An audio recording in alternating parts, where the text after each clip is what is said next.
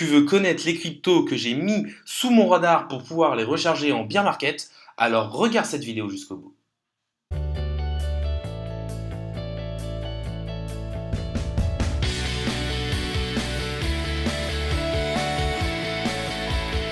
Salut à tous, c'est Inspecteur Crypto, bienvenue dans la vidéo du jour qui va tout simplement être la suite de mon top crypto à avoir sous son radar et qu'il faut possiblement racheter en bear market. Je vous le répète à chaque vidéo, mais je ne suis pas conseiller en investissement financier, donc faites bien vos propres recherches de votre côté. N'hésitez pas non plus à liker la vidéo, à commenter en me disant pour vous quelles sont les top crypto-monnaies à avoir sur son radar pour pouvoir racheter soit dans les mois à venir, soit en bear market. N'hésitez pas non plus à vous abonner, ça récompense le travail que je fais au jour le jour. Mais passons tout de suite sur le thème de la vidéo.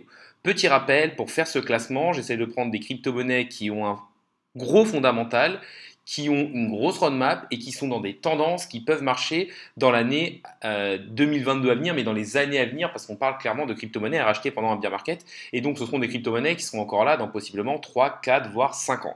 Donc déjà, des gros fondamentaux, il faut qu'il y ait des grosses équipes derrière, qu'il y ait une vraie roadmap, et surtout aussi, je vous en parle en regardant aussi un peu leur capitalisation boursière. Clairement, je ne veux pas vous parler de crypto-monnaies qui ont déjà des capitalisations de peut-être 10, 20 ou 30 milliards de dollars. Là, le but, c'est de trouver des assets sous-évalués. Donc, clairement, lors de mon premier top, je vous avais parlé d'UltraOS, de Veracity, de MetaHero, de DAO Maker et de Arketic, qui est fait par la société Uniris. Le point commun de toutes ces crypto-monnaies-là, c'est que c'était des crypto-monnaies qui avaient des capitalisations boursières élevées, mais pas non plus trop élevées. C'est-à-dire, clairement, je crois que la plus grosse était aux alentours des 500 ou 600 millions de dollars. Donc, clairement, bien inférieure aux 1 milliard de dollars et surtout qui ne sont pas dans le top 100. Comme ça, on a clairement des possibilités de faire des fois peut-être 10, 20, 30 ou même 40.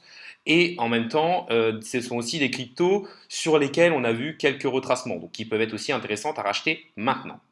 Mais passons tout de suite sur le thème de la vidéo, à savoir la suite de mon top 10 des cryptos à avoir sous son radar.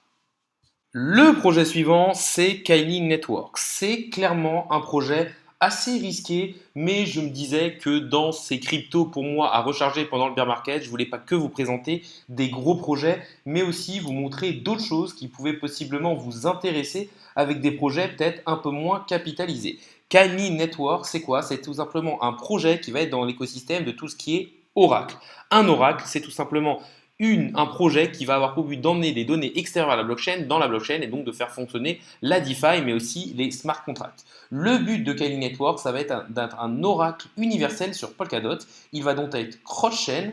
Leur objectif, c'est donc de donner des données financières et économiques sécurisées et être l'oracle de référence à la fois sur Polkadot, sur Kusama, mais surtout sur la DeFi. Et on sait qu'avec Akala et Karura, la DeFi est en train d'arriver sur Polkadot. Et avec les différentes parachains qui vont arriver, clairement, si Kyling est l'oracle de référence, il risque réellement d'exploser parce qu'il est cross-chain, il est décentralisé, il va pouvoir servir à plein de niveaux et aussi clairement avec le côté cross-chain, parachain et aussi avec tout ce qu'il y a et tout ce qui risque d'arriver au niveau de la finance décentralisée sur Polkadot dans son intégralité, ça risque vraiment d'exploser. En termes de chiffres, on peut voir que le projet Kyling Network est risqué, tout simplement parce qu'il est 786e en termes de market cap, avec une capitalisation de marché de 25 millions de dollars. Donc, clairement quelque chose de très petit. En plus de ça, il a une circulating supply qui n'est que de 15%, c'est-à-dire qu'il reste encore beaucoup de jetons à sortir. Moi, je pense que tout simplement que lorsque l'on va arriver lors du bear market, la circulating supply aura augmenté et surtout on aura vraiment des très bons prix sur ce projet qu'est Kyling Network. Et clairement, je pense aussi que pendant le bear market, les parachains sur Polkadot et Kusama ne vont pas arrêter. C'est-à-dire qu'il va y avoir de plus en plus de parachains qui vont venir s'imbriquer à la relais chain qu'est Polkadot et à la relais chain qu'est Kusama. Et du coup, si Kyling Network devient l'oracle de référence pour toutes ces parachains qui vont arriver dessus et pour toute la DeFi et toute la TVL et les fonds qui risquent d'arriver sur Polkadot, ça risque vraiment d'exploser parce qu'il aura une importance considérable au niveau du réseau Polkadot, mais vu qu'il sera cross-chain au niveau de la DeFi de manière générale. Crypto suivante, il s'agit d'Original Trail. Je vous en ai déjà parlé dans mon top des cryptos pour 2022, mais pour moi, c'est une crypto qui sera aussi intéressante à recharger en bear market. Pourquoi? Parce que je trouve que c'est déjà un projet très intéressant, Original Trail, et tout simplement dans l'écosystème de tout ce qui est chaîne d'approvisionnement. Leur but, ça va être de tracer les différents produits et de suivre la chaîne d'approvisionnement à différents niveaux. Ça peut être au niveau des voitures, mais on sait que principalement, ça va être utilisé au niveau de tout ce qui est nourriture et médical. En gros, le suivi de la chaîne du froid, on sait que c'est très important, et grâce à ça, on pourra avoir un suivi très précis de ce qui s'est passé. Et ça, pour moi, ça a une réelle utilité tangible dans le monde d'aujourd'hui et ça peut clairement exploser. En plus de ça, si on va voir l'écosystème d'Origin Trail, on voit qu'ils ont un écosystème énorme avec beaucoup de partenaires. On voit qu'ils ont quand même qui travaillent pour énormément de choses. Là, par exemple, on voit Walmart, on voit qu'ils ont aussi pas mal de membres, etc., etc. Vraiment un très très gros écosystème qui tourne autour de Origin Trail, qui en fait un énorme concurrent à VeChain. En effet, pour moi, dans ce secteur-là, ce qui compte le plus, ça va être les personnes avec qui vous travaillez, donc les différents partenaires. Si par exemple Origin Trail arrive à avoir de très gros partenaires, par exemple au niveau de l'automobile et de tout ce qui est alimentation, du coup, ils risquent vraiment de gagner énormément de parts de marché et devenir un géant et peut-être même un jour de rattraper le leader qui est VeChain. Origin Trail, il est intéressant à plusieurs niveaux. Il est 151e en termes de market cap avec une capitalisation de marché aux alentours des 457 millions de dollars. Ça en fait un gros projet solide qui a beaucoup d'argent, qui a beaucoup de partenaires, qui devrait logiquement résister en termes de bear market et être là lors du prochain bull market. C'est vrai que son lien avec quelque chose de tangible dans la réalité en fait quand même un projet très solide qui du coup, bien sûr qu'une baisse du marché crypto va l'impacter, mais beaucoup moins que d'autres projets. Donc moi je pense que d'un côté, ils ont les reins solides avec une capitalisation de marché assez élevée, mais que de l'autre, il y a quand même des beaux multiples à se faire dessus, surtout après un bear market qui peut peut-être diviser les prix entre 50 et 90%, même de projets solides comme Origin Trail. Une autre crypto qui est très intéressante au niveau d'un rechargement pendant tout ce qui est période de bear market, c'est Bifi Finance. Pourquoi? Parce que Bifi Finance est tout simplement dans l'écosystème de la DeFi, un écosystème qui pour moi va être l'un des plus gros sur les 10 prochaines années. J'aurais pu vous parler par exemple de son leader AVE, mais pour moi clairement à la fin de ce cycle-là, il risque d'être très capitalisé et donc moins intéressant qu'une crypto-monnaie comme Bifi Finance. Bifi Finance, c'est quoi? Ça va être simplement un yield optimizer multi-chain. En fait, son but, ça va être d'optimiser les rendements que vous avez sur les protocoles de DeFi. Donc c'est quand même quelque chose d'hyper intéressant. Et pour moi, vu que la DeFi risque d'exploser et a déjà commencé à énormément augmenter en termes d'argent qui est investi dedans, clairement, ce type de protocole peut réellement prendre beaucoup d'ampleur. Ce qu'on peut voir, c'est que la DeFi, entre 2020, on était environ à moins d'1 milliard de total value lock, donc d'argent bloqué sur les protocoles de DeFi, on est actuellement sur du 254 milliards. Donc on voit qu'il y a eu une augmentation exponentielle de la DeFi avec énormément de protocoles qui se sont lantés dessus. Et pour moi, l'intérêt d'un Bifi Finance, c'est aussi qu'il est multi-chain, qu'il est cross-chain. On voit qu'il est sur énormément d'écosystèmes et donc ça va permettre du coup d'amener énormément de TVL et qu'il soit utile sur la DeFi dans son intégralité. On peut aussi voir que Bifi Finance, pour l'instant, a quand même 1,18 milliard d'actifs loqués sous gestion. C'est pas mal, mais pour moi, c'est quelque chose qui peut tendre à augmenter vu qu'il est vraiment très intéressant pour pouvoir optimiser ses gains au niveau de la finance décentralisée. Bifi Finance, sinon, il est 489e en termes de capitalisation de marché avec une market cap de 85 millions de dollars. Et pour moi, c'est là qu'il est intéressant.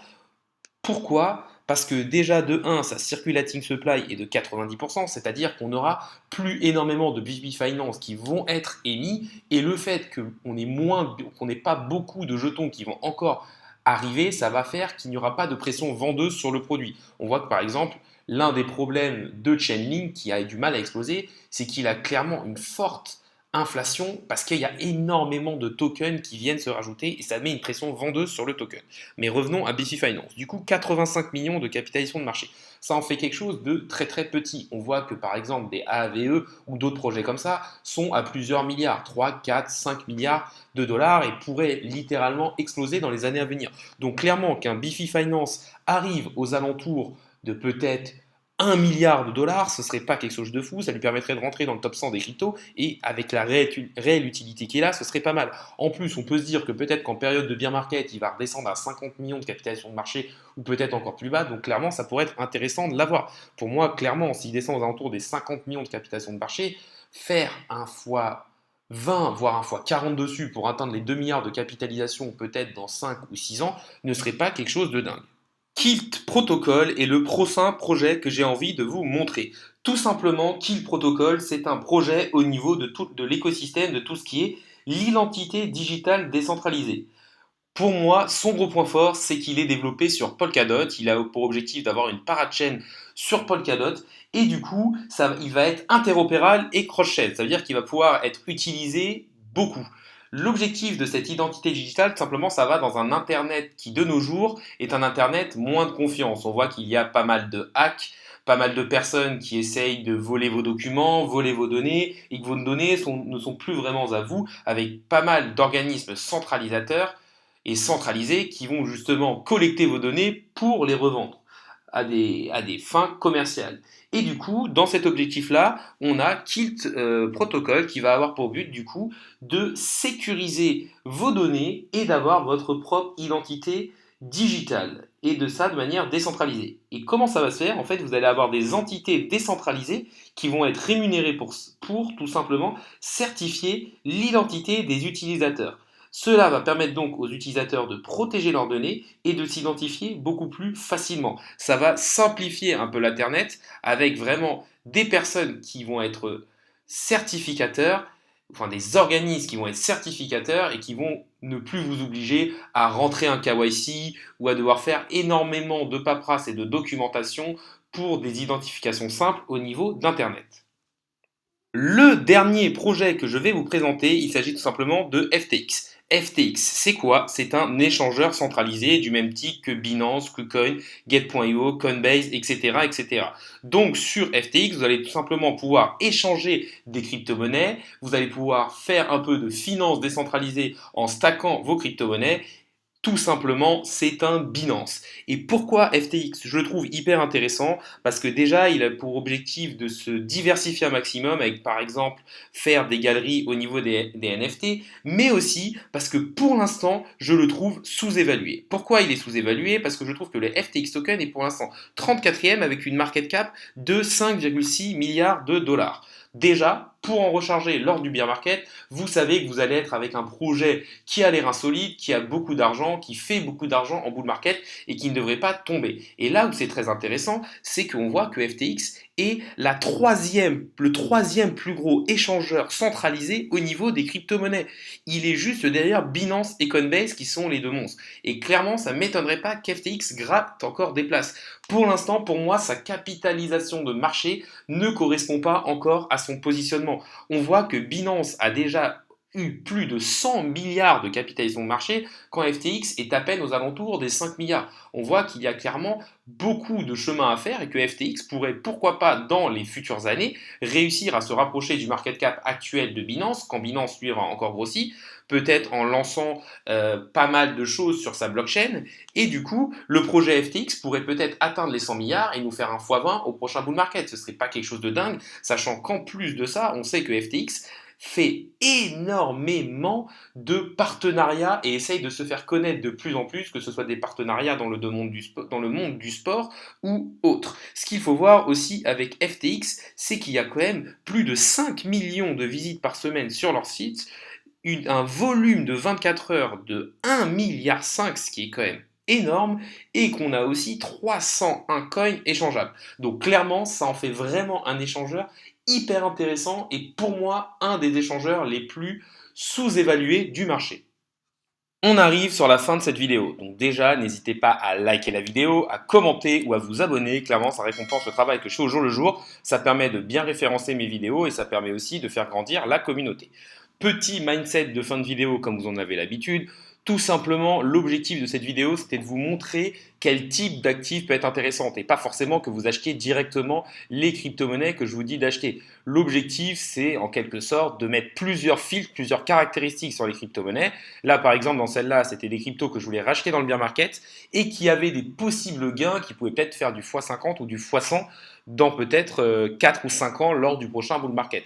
Donc l'objectif, c'est donc de se mettre des filtres. Moi, dans les caractéristiques, pour quasiment toutes les crypto-monnaies de ce top, j'ai regardé inférieur à 1 milliard, sauf FTX, du coup, qui pour moi est juste sous-évaluée et très intéressante et pourrait possiblement devenir un peu le concurrent numéro un Binance et donc quand même faire de gros multiples malgré sa capitalisation de marché supérieure au milliard de dollars. Sinon, l'objectif, c'est aussi de regarder les fondamentaux. Pour ça, c'est à vous d'aller voir les white papers, ce que fait l'entreprise et dans quel écosystème elle est. Clairement, tout ce qui est dans des écosystèmes comme par exemple le streaming décentralisé, tout ce qui va être dans le gaming, tout ce qui va être dans les métaverses, tout ce qui va être dans la DeFi, ça, c'est vraiment des projets qui, pour moi, vont être portés pendant plusieurs années et qui peuvent réellement exploser et surtout continuer d'exister, avoir une vraie roadmap et un vrai développement.